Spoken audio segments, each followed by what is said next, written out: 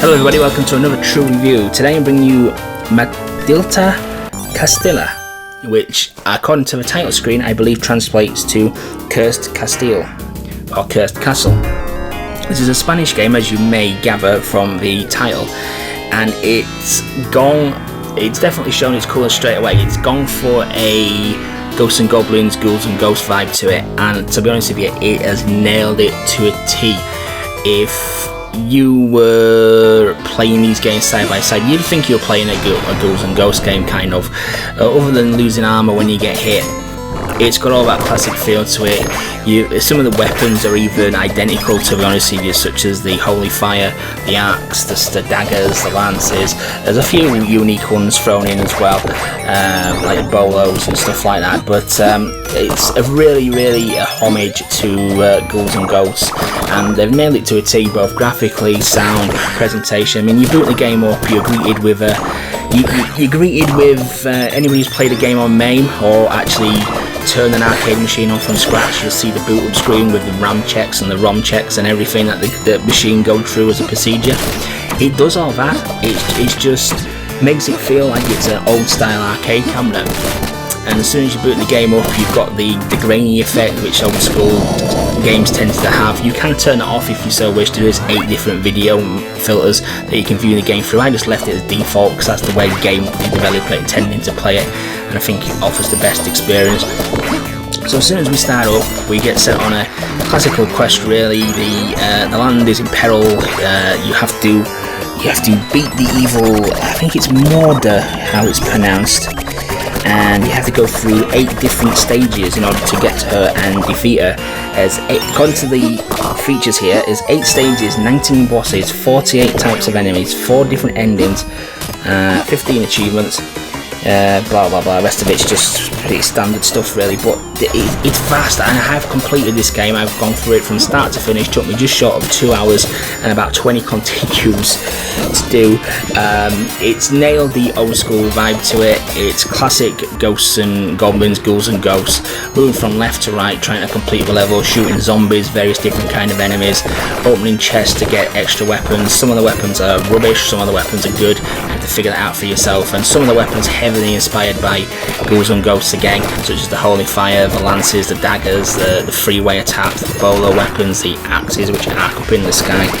Loads of old school references to the game itself, but it just nails it really. I mean, obviously it's not a Ghouls and Ghosts game, but you would think it belongs as part of the series. It's that good really, in my opinion. And like I say, I have played it through to completion.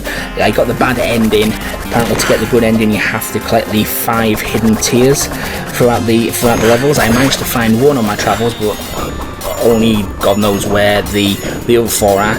And yeah, it's just a really amazing experience. A lot of these games that are coming out at the moment, these pixel style games, games didn't look like that in the past. They're too clear, these new pixel style ones, but this game just nails it. You would think it belongs in late 80s, early 90s arcade machine. You would swear that you would walk into an arcade and see it sat there in a cabinet. It's just that spot on with its presentation. It's even got a high score table when you die as well at the end of it. It's just really clever how they've just done everything to a T really to make it as old school as possible, down from the grainy graphics, the music, the annoying features that old school games used to have, like when you get hit you get knocked back, which causes a lot of annoyance on some very tricky platforming sections. Harsh continue points, usually you have to complete each section in one go, otherwise it's right back to the start of that section. Really good. They just nailed it. You wouldn't say this is a modern retro game. You would actually, if you just show this in front of somebody, you would swear it was made in the 80s, early 90s. You would swear it is an original retro game rather than a modern retro game. It's done that well. It's really done that well. But yeah, achievement wise, we're looking at a very confusing list, to be honest with you. I've read through it and there's a lot of ones for doing certain stuff, but they're cryptic, and I think it's for maybe going through certain sections of the game, not killing certain enemies. I think there's ones for finding the tears, there's one for getting all the endings, there's a speed run which you got to complete the game in 40 minutes. Wow, if you can do that. And there's also one for clearing the game without any continues. Like I say, I completed it in just short 20 continues in an hour and 50 minutes.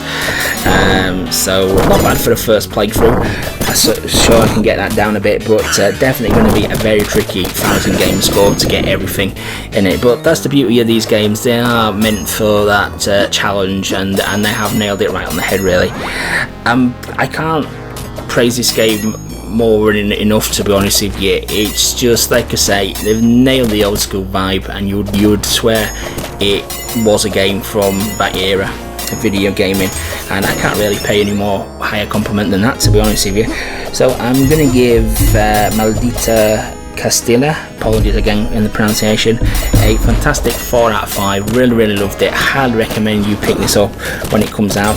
I've got a price in here of $11.99, so that might translate to about $8.99 UK, something like that. But definitely, if you like the old school kind of platform scrolling kind of shooters, definitely want to pick up. It's definitely a no-brainer to get this. Highly recommended. Brilliant game, and hope you enjoy it as much as I did. So yeah, fantastic. So please remember to like, comment and subscribe, guys, and I'll catch you on the next video.